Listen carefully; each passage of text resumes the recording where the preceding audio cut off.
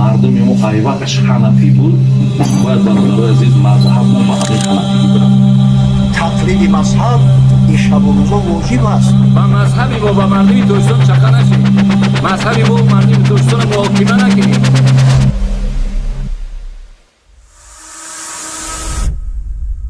أبو محمد المدني.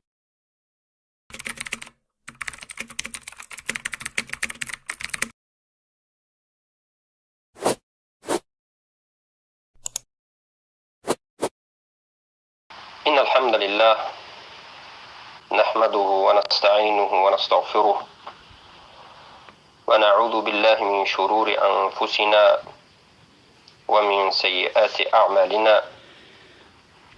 من يهديه الله فلا مضل له ومن يضلله فلا هادي له، وأشهد أن لا إله إلا الله وحده لا شريك له، وأشهد أن محمدا عبده ورسوله. أما بعد، السلام عليكم ورحمة الله وبركاته. برادران و خواهران عزیز، اهل توحید، اهل ایمان، اهل فهم و درک، اهل آداب و اخلاق و فرهنگ، اهل سنت و الجماعه، الله سبحانه و تعالی به هر یک شما برکه بدهد و شما را رحمت بکند و فهم صحیح و درست دین را به هر یک ما و شما نصیب بکند. خیلی هم کشمکش است و این کشمکش، اختلاف، زد و خورد در موضوع آیا مذهب یک امر شرعی هست؟ آیا پیروی نمودن از مذهب یک واجبات فرض دینی هست؟ آیا کسی که در دیگر مذهب باشد یا که مذهب نداشته باشد، آیا این گمراه هست و مسلمان نیست؟ آیا تعصب کردن در مذهب جایز است؟ وقتی سخن امام مذهب به قرآن و سنت و صحابگان مخالفت می کند، سخن کی گرفته می شود؟ و همچنین سوالات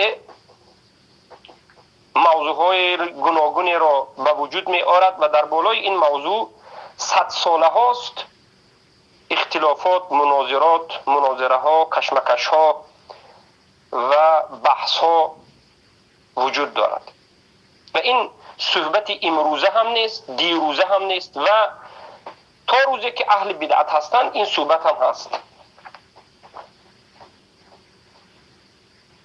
الله سبحانه و تعالی وقتی که رسول الله صلی الله علیه و سلم را فرستاد، دعوت پیامبر را معین و مشخص کرد که به سوی توحید است و به سوی دین قیم است. یعنی دین اسلام اصلش هم معلوم است و فرعش هم معلوم است. دین اسلام دین است که خیلی هم واضح است، معلوم است، مشهور است و این چنین الله سبحانه و تعالی همین دین را پیش از وفات کردن رسول الله کامل کرد. الله سبحانه و تعالی به رسول الله گفت: اعوذ بالله من الشیطان الرجیم، اليوم اکملت لكم دینکم و اتممت علیکم نعمتی و رضیت لكم الاسلام دینا. انا همین روز دین شما برای شما کامل شد. یعنی دین اسلام انا همین روز هم از جانب عقیده، هم از جانب سیاست، هم از جانب احکام، از هر جانب کامل شد. از جانب خواه آداب و اخلاق باشد، از جانب اعتقادی قلبی یا عملی ظاهری و یا قولی یا سیاسی، از همه جانب دین برای شما ای مسلمان ها کامل شد و حاجت برای دیگر اضافه کردن برای دین باقی نموند. این سخن رو الله سبحانه، این آیت رو الله سبحانه و تعالی، این کلامش رو، این سخنش رو بر رسول الله صلی الله علیه و سلم در روز عرفه، در روز حج که پیامبر در حج بودند، در روز عرفه و در روز عید، در روز عرفه و در روز جمعه، روز عرفه به روز جمعه جمع شده بود، در همونجا نازل میکند در حجة الوداع. از این آیت ما مسلمان ها باید فهمیم که دین ما کامل هست، نیاز به چیزهای نو ندارد. دین ما پره است، کامل است از همه جانب. دیگر به بافتن و ساختن و یگان چیز را فرض کردن و واجب کردن از پیش خود نیاز ندارد. هر آن چیزی که فرض بود و واجب بود و سنت بود و مستحب بود و مندوب بود و مکروه بود و حرام بود و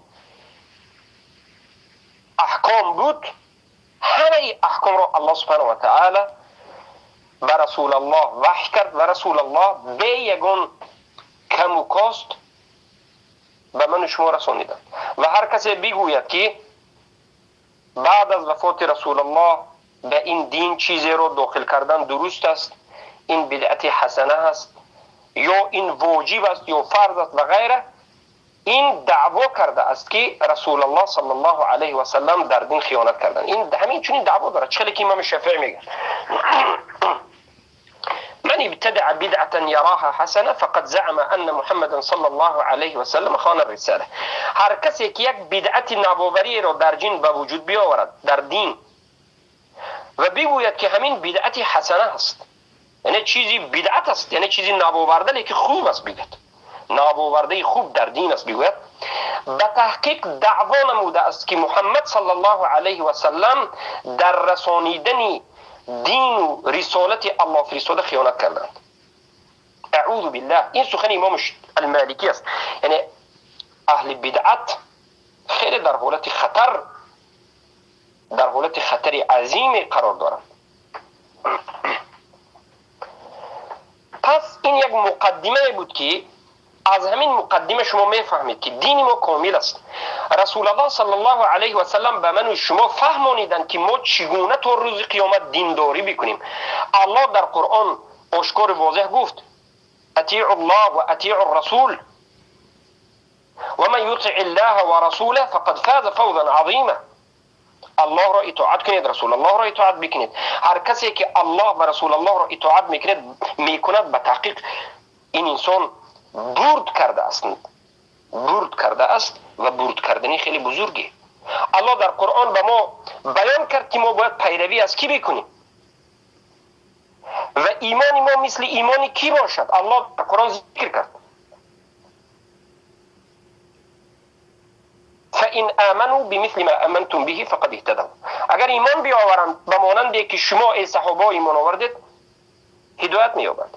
یعنی همان وقتی که ایمانی بعد از صحابه آمده مسلمان ها به مانند ایمان صحابگان شد، اعتقادشون به مانند اعتقاد صحابگان و عملشون مانند عمل اونها شد، در همون وقت این مسلمان ها درست هستند، صحیح هستند، دینشون قبول است، در حقیقت در راه صحیح و درست هستند. پیامبر صلی الله علیه و سلم هم به ما بیان کردند که ترکت فیکم امرین ان تمسکتم بهما لن تضلوا بعد ان تمسکتم بهما. من بعد از خودم دو چیزی را برای شما گذاشتم که اگر به این دو چیز چنگ بزنید هرگز گمراه نخواهید شد. کتاب الله، این دو چیز یکمینش کتاب الله است و سنت رسول الله صلی الله علیه و سلم و سنت رسول اکرم صلی الله علیه و سلم. دو چیز قرآن و سنت است. در این حدیث میخواهی که در راه راست باشی، میخواهی که هدایت یافته باشی، میخواهی که دین حق باشد، مرحمت قرآن و سنت. و در حدیث دیگر گفتن که تمسکوا بسنتی و سنت الخلفاء الراشدین المهدیین و عضوا علیها بالنواجذ. چنگ بزنید به سنت من و به سنت خلفای راشدین من، به همون صحابه های کبار بزرگ علما، و به دندانهایتون این سنت رسول الله و سنت صحابگان را سخت بگزید، بگیرید. این کنایه هست که یعنی سخت به سنت چنگ بزنید، سخت سنت صحابگان بر روش اونها چنگ بزنید، اما از بدعت، از خرافات، از چیزهای نو پیدا شده دور بشوید. و ایاکم والمحدثات الامور، گفتم خودداری کنید، برای شما حرام است از چیزهای نو پیدا شده پیروی کردن. فإن كل محدثة بدعه، زیرا که هر یک چیزی نو پیدا شده در دین بدعت است و همه بدعت ضلالت و همه ضلالت عاقبت جهنم است. در حدیثی که علما میگن نصف دین است که مادرمون عایشه رضی الله عنها روایت کردند، در روایت ما مسلم است که من احدث فی امرنا هذا ما ليس منه فهو رد، من عمل عملا ليس عليه امرنا فهو رد. هر کسی که عمل کند که همین عمل در موافق عملی ما نیست رد است. هر کسی که کار اعتقاد عمل رو بکند که موافق عمل رسول الله نیست، موافق عمل صحابگان نیست، رد است. بله، پیامبر گفتند بهترین قرن من است و بعد از این بهترین قرن بعد از من آمده و بعد از اونها آمده، یعنی بهترین زمان رسول الله هست که اینها صحابگان هستند، پیامبر و صحابگان، و بعد از این تابعین و بعد از این تبع تابعین. این یک مقدمه بود که منهج را به شما بیان میکند، منهج را از قرآن و از سنت بیان میکند، منهج را رب تو، خالق تو، معبود تو الله رب العزت و الجلال در قرآن بیان کرده است. ده ها آیت دیگر است لیکن وقت تنگ است. در همین مسئله منهج رو برای بیان کردن و این چنین این حدیث بود که این سنت رسول الله صلی الله علیه وسلم است و این بیان منهج است که امت رسول الله بعد از وفات رسول الله چگونه باید زندگی بکنند. در صدر اسلام در عهد رسول الله خیر القرون، سالهای طلایی، قرن ذهبی، قرن طلایی، اسلامی حقیقی که الله نازل کرده بود 100% تطبیق شد.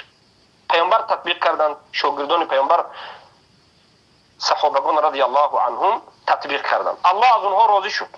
السابقون الاولون من المهاجرين والانصار والذين اتبعوهم باحسان رضي الله عنهم. الله صحابگان راضی شد. برای چه؟ برای که اونها به همون قرآن و به همون سنت پیامبر صلی الله علیه وسلم ایمان آوردند، 100% عمل کردند. چه خیلی که عبدالله ابن مسعود رضی الله عنه میگه آیت نازل نمیشد مگر اینکه میفهمیدیم معنایش رو، حفظ میکردیم و عمل میکردیم. از همین جهت الله از اونها راضی شد. و در زمان صحابگان رضی الله عنهم مذهب وجود نداشت. انمین است منهج.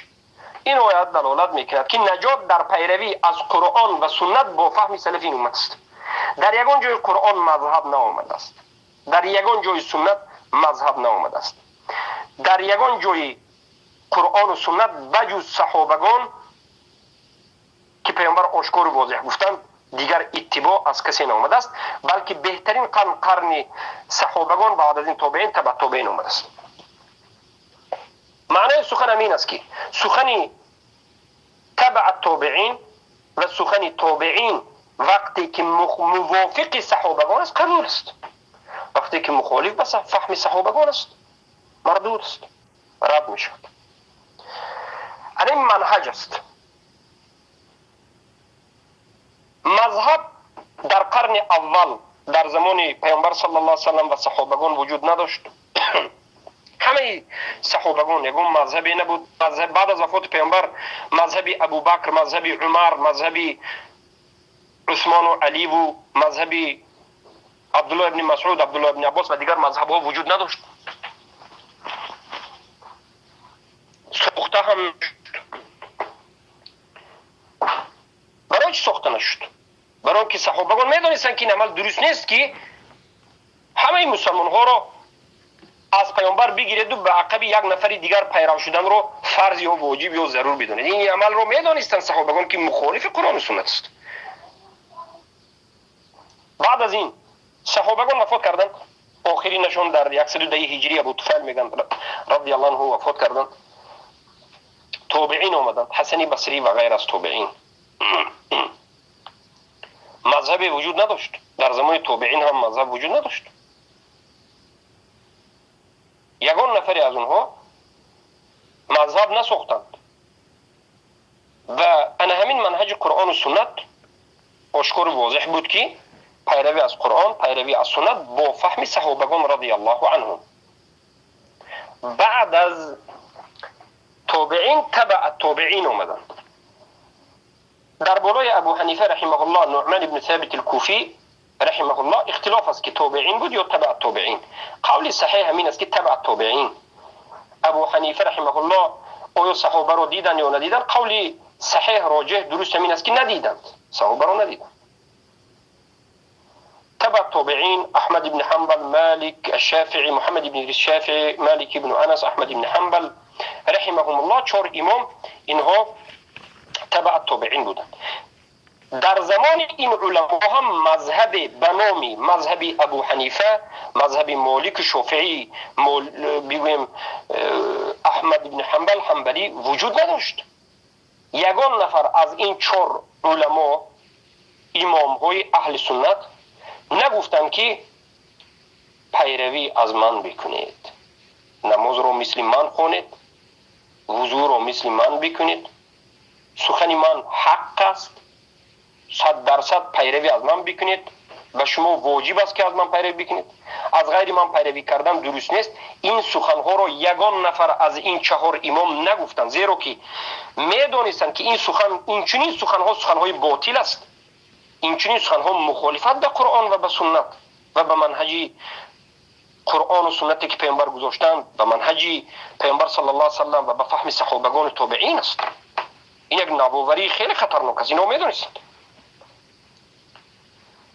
در زمان ابو حنیفه مذهب وجود نداشت. ابو حنیفه حتی کتاب به دست خودشان نوشته ثابت نیست. فقه اکبر یا فقه اوسطی که است سندش را علمای محققین ضعیف میگن. اگر صحیح بگویدم کتابشون در اونجا هیچ چیز بجز اثبات اعتقاد اهل سنت نیست. اما معنی دادی که اهل بدعت میکنن این غلط است. معنی داد به این طرف اون طرف میکشن. چگونه که قرآن را معنی دادی غلط میکنن، احادیث رسول الله را اهل بدعت معنی دادی غلط میکنن، فقه اکبر را هم ماتریدی و غیره معنی دادی غلط کردن و از خودشون این طرف اون طرف میکشن. بالاخره نقطه دوم این است که با وجود نبودن مذهب در زمان ابو حنیفه، مالک، شافعی، حنبل، امام احمد بن حنبل رحمهم الله، در همون وقت فقط عالم 4 نفر همین عالم بس دیگر عالم نیست گفتن ناممکن بود، زیرا غیر از ابو حنیفه، غیر از مالک و شافعی و احمد بن حنبل صدها دیگر علمای بزرگ در امت اسلام بودند. حتی در اولین وقت‌های به وجود آمدن مذهب بعضی از علما 11 مذهب را نقل میکنند. مذهب اوزاعی را، مذهب سفیان الثوری را، مذهب عبدالله بن مبارک را، مذهب محمد بن سیرین را، مذهب اسحاق بن راهوی را، حتی امام بخاری رحمه الله را صاحب مذهب بعضی از علما میگن، بعضی شافعی و غیره میگن. سبحان الله. این مذهب ها کی به وجود آمد؟ زمانی که پیامبر گفتن بهترین وقت قرن اول زمان صحابه، دومش زمان پیامبر و صحابه، دومش زمان تابعین، تبع تابعین، بهترین زمان همین زمان است. شما به همون زمان نظر بکنید. در همون زمان مذهب نبود مذهب. به نام یگان نفر از این علما مذهب نبود. از ابو حنیفه علماهای بزرگتر بود، استادهای ابو حنیفه. از این علماهای دیگر بزرگتر بودند، از تابعین و غیره. یگان مذهبی نبود. مذهب تاریخ پیدایشش از عصر 4 هست. از عصر 4 وقتی که بله این علما شاگردهای را تعلیم دادند، علماهایی که حرکت کردند، اجتهاد کردند و این چنین اجتهادهای علمی و اجتهادهای تدریسی کردند، شاگردهایشون منتشر شد و فکر و افکار اونها منتشر شد. بعد از این آهسته آهسته هر یک علما به خودش یک جمعیت به وجود آمد که این در عصر 4 به وجود آمد. همچون یک مذهب، کلمه مذهب و غیر، عصر 4 عصر 5 بعد زیاد شد و رفت. در عصر 3 یا قرن 3 مذهب گفتن کلمه وجود نداشت. سبحان الله.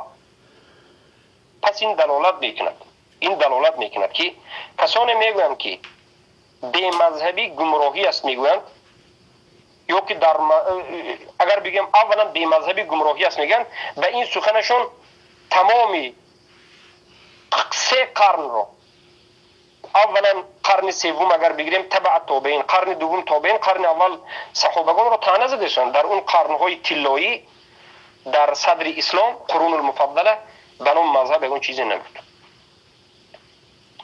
یکم مسئله دوم، این جهلای میگن که از 4 مذهب بیرون شدن این اعوذ بالله بعضش میگه کفر است، میگه بی مذهبی میگه این کفر است، میگه گویا که مذهب یک اصل دین باشد. این جاهل نمیداند که غیر از این علما، غیر از این 4 صاحب مذهب، غیر از این 4 امام با 10 دیگر امام ها هستند که میشود که از اونها پیروی کرد. اگرچه معلومات از اونها کمتر است، شاگردهایشون خدمت رو کمتر کردند و فکر و اندیشه ها از مسائل فقهی کمتر است، خدمت به مذهب اونها کمتر شده است، لیکن بسیار مسائل ها حل می شود. دویون نقطه سوم و نقطه اساسی و ضروری، ما باید بدانیم که این مذاهب تقسیماتشون فقط و فقط در مسائل اجتهادی است، نه در مسائل عقیدوی و نه در مسائلی که حدیث صحیح ظاهر آمده باشد. خوب دقت بدید، این 4 مذهب از نظر عقیده یک مذهب هستند، بجز یک خطاگی اندکی که در باب ایمان ابو حنیفه داشتند که عمل را از ایمان نیست گفتند یا زیاد و کم نمیشه گفتند. غیر از همین در دیگر همه عقیده 4 مذهب یک مذهب هستند. ما در عقیده 4 مذهب را از هم دیگر جدا نمیکنیم. هر کسی بیاید و بگوید که 4 مذهب ابو حنیفه دیگر عقیده داشت 100% در اصول دین دیگر عقیده داشت بگوید، احمد ابن حنبل دیگر عقیده داشت بگوید، شافعی و مالکی دیگر عقیده داشت بگوید، این یک جاهله، یک گمراه بیش نیست. ابو حنیفه در مسئله اصول دین اعتقادشون انا همون به مانند اعتقاد احمد ابن حنبل، به مانند اعتقاد امام مالک، امام شافعی، هر 4 امام در مسئله عقیده یک عقیده، در خصوصا در مسئله اصول دین یک عقیده داشتن. در بالای لا اله الا الله، در بالای النفی و الاثبات، کفر بالطاغوت، ملت ابراهیم، در بالای توحید، در بالای تقسیمات توحید، ربوبیه، الوهیه، اسماء و صفات، در بالای الولاء و البراء، همشون یک عقیده داشتن. در بالای اصول دین هیچ مشکلی در این بین مذاهب وجود ندارد. امروز ما دعوتی که به سوی توحید میکنیم، صحبتایی که در بالای توحید داریم، قسم به الله هم ما شاگرد ابو حنیفه رحمه الله هستیم، هم شاگرد مالک ابن انس امام دار الهجره هستیم، هم شاگرد محمد ابن ادریس شافعی هستیم، هم شاگرد احمد ابن حنبل هستیم و هم شاگرد همه علمای تبع التابعین و تابعین و صحابه هستیم رضی الله عنهم. این عقیده اصل دین به اجماع از همه یک نمود ثابت شده است. ما وقتی که به سوی توحید دعوت میکنیم، بعضی از جهلا از بنام علما اصول التوحید یا که بنام از جهلای طالب علم برآمده میگن که مذهب ابو حنیفه این خیلی نیست. مذهب ابو حنیفه چگونه مذهب است؟ کنی برای بگو عقیده مذهب ابو حنیفه رو، ما کتاب‌های ابو حنیفه رو به تو ذکر بکنیم. از صدر اسلام، از علمای حنفی، از محمد یعقوب ابن ابراهیم، ابو یوسف بیخبرید، محمد ابن الحسن شیبانی بیخبرید، از دیگر از علمای حنفی که خیلی در اثبات اصول دین کتاب ها نوشتند و در سختگیری، قبر پرستی و کفر و شرک همه اون نواقضایی که است شما بیخبرید. امروز اینها میگن که عقیده شما دیگر عقیده است، مذهب ابو حنیفه. نه، عقیده شما دیگر عقیده است. شما به نام مذهب ابو حنیفه یک چیزی دیگری رو ساختید، برای سلطان ها، برای پیشواهایتان شده، برای طاغوت ها شده چیزی رو ساختید که خود ابو حنیفه اون رو انکار میکنند، مذهب ابو حنیفه انکار میکنند. اما این مذهب ها برای چی از کدام جهت از هم دیگر جدا هستند؟ مذهب ابو حنیفه با دیگر مذهب ها یا هر یک مذهب از دیگرش در کدام مسائل با هم دیگر اختلاف دارد؟ یکم نقطه، در مسئله اصول دین مذهب ها از هم دیگر اختلاف ندارند. در مسئله واجبات دین، مثلا گناه های کبیره یا که حرام بودن محرمات، حلال بودن حلال ها، اختلاف ندارند در اصول این واجبات. البته در فروعات بعض جزئیات هست، لیکن حرام بودن زنا، حرام بودن ربا، حرام بودن قمار، حرام بودن دزدی، حرام بودن کشتار و قتل و کشتار ناحق، همه این مذهب یک مذهب است، یگان فرقیت ندارد. این مذهب ها فقط اختلافشون 4 مذهب نه، غیر از این 4 مذهب دیگر مذهب ها است. یا مذهب اهل سنت 10 مذهب 11 مذهب، یا بعد از عصر سلف مذهبی ظاهری هم به وجود آمد، محمد بن حزم ظاهری. این مذهب ها از همدیگر فرقیتشون اختلافی که در بین همدیگر دارند در مسائل اصل دین هم نیست، در مسائل واجبات هم نیست، در مسائل فروعات اجتهادی مستحب و اجتهاد، یا مسائل هایی که در قرآن و سنت آشکار و واضح بیان نشد، این علما آمدن در بالایش اجتهاد کردند. یگان نفر از این علما اختلاف نکرد که فرضهای طهارت چخیل است، عددش اگر زیاد و کم شده باشد هم، لیکن همون چیزی که در قرآن و سنت آمد همون فرض گفتن، در قرآن آمد فرضش گفتن. هیچ نفر نگفتن که راست ایستادن در نماز این فرض نیست یا رکوع کردن فرض نیست، نگفتن، برای که در قرآن و در سنت پیامبر آمده است. همشون یک گپ گفتن. در مسائل اصولی، در مسائل بزرگ، در مسائلی که در قرآن و سنت آشکار هست هیچ اختلاف نکردن. اختلاف اینها در مسائل اجتهادی بود، اجتهادی که در قرآن و سنت ظاهر ذکر نشد و این باقی ندارد، این مسائل باقی ندارد و علما اجتهاد میکنند. تا امروز علما اجتهاد میکنند، یک نفر از یک حدیث یک معنی رو میگیرد، دیگر نفر دیگر معنی رو، یا اون مسائلی که از اصل دین نیست، در مسئله اصول دین نیست، در مسئله واجبات نیست، در قرآن و سنت صریح نیست. هر یک مدرسه به همون علمایش پیروی کرد. در این مسئله هیچ کس نمیگوید که پیروی از فلان کس نکن گمراه میشی، نمیگد. این مسئله میگد مسئله اجتهادی است. بله اجتهاد است، اجتهاد فلان علما درست است، اجتهاد فلان علما خطا است.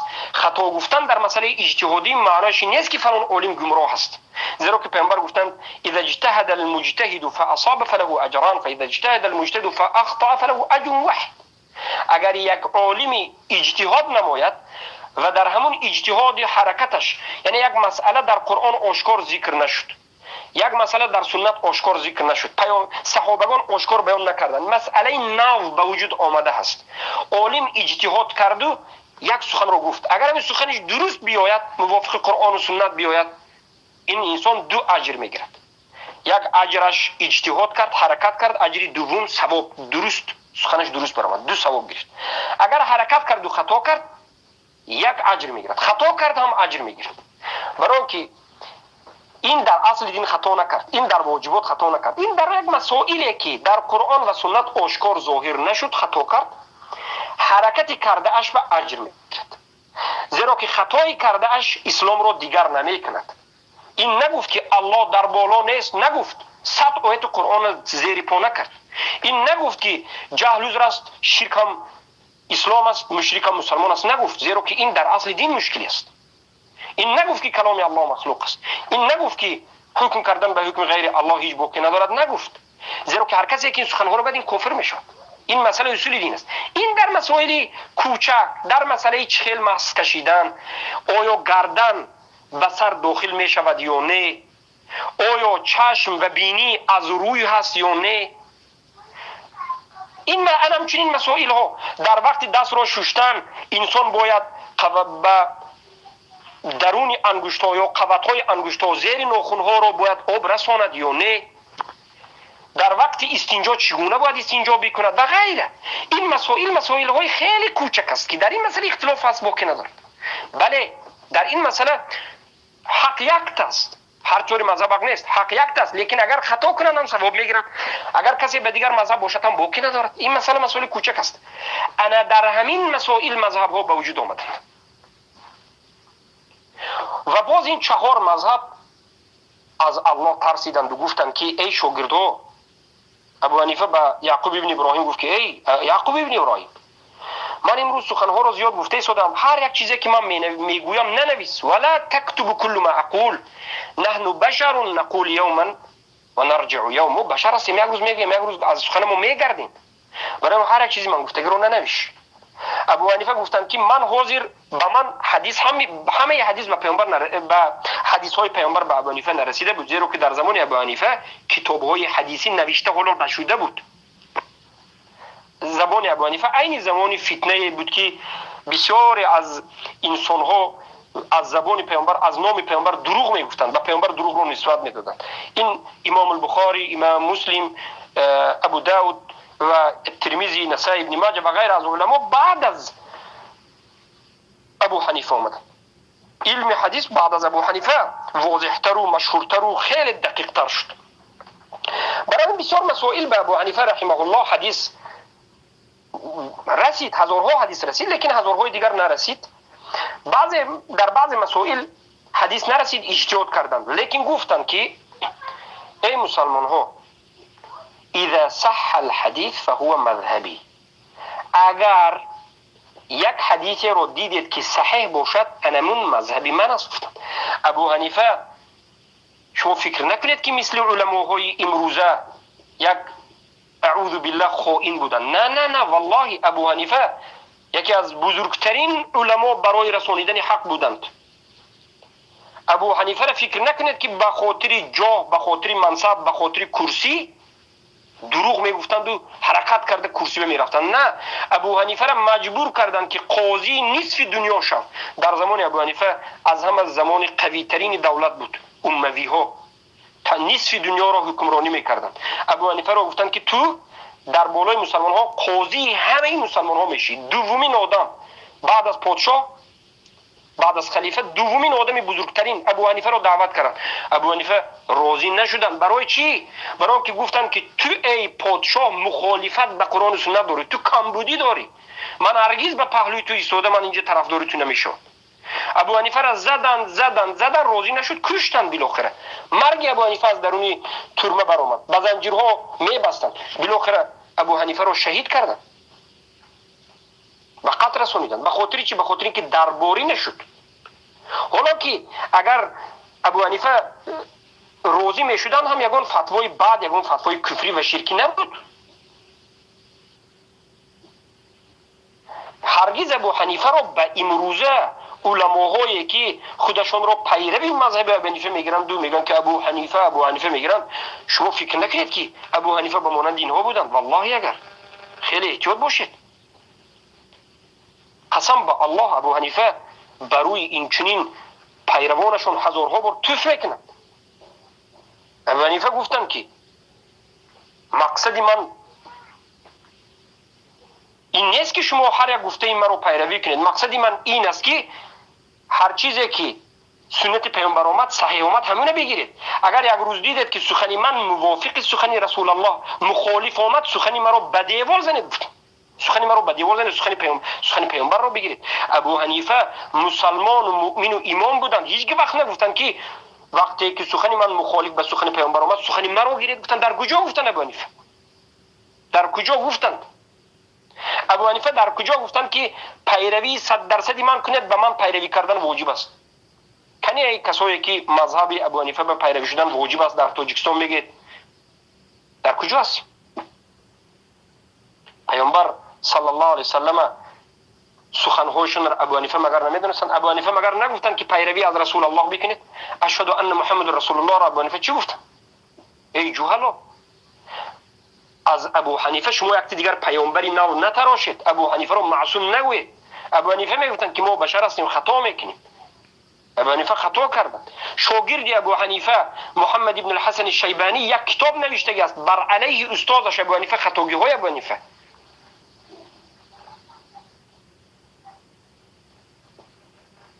پیروی از ابو حنیفه واجب است. میگه تو در کجا میگی پیروی؟ یگانه پیروی که فرض است، واجب است، این از پیامبر است. دیگر از هیچ کسی پیروی کردن فرض واجب نیست. اطیعوا الله و اطیعوا الرسول و ما اتاکم الرسول فخذوه و ما نهاکم عنه فانتهوا. مگر ابو بکر صدیق از امام اعظم بزرگ نبود؟ مگر عمر الفاروق از ابو حنیفه بزرگ نبودند؟ چرا اونها را صاحب مذهب نگرفتید و اومدید اینها رو میگید؟ چرا پیروی کردن از ابوبکر نبوده است و پیروی کردن از امام ابو حنیفه واجب بوده است؟ چرا از پیامبر شما پیروی نمیکنید؟ این است گمراهی شما ساختید، بافتید. ابو حنیفه چیزی نگفته رو خودتون ساختید، بافتید. علمای حنفی به مانند زیلعی که نصب الرای علی احادیث الروایه گفتنی یک کتاب حدیثی را نوشته است، این یکی از علمای محقق مذهب حنفی است. تمام جاهای حدیث های ضعیف مذهب حنفی رو، تمام اعتقادهای مشکلی که حنفی ها ساختن، همش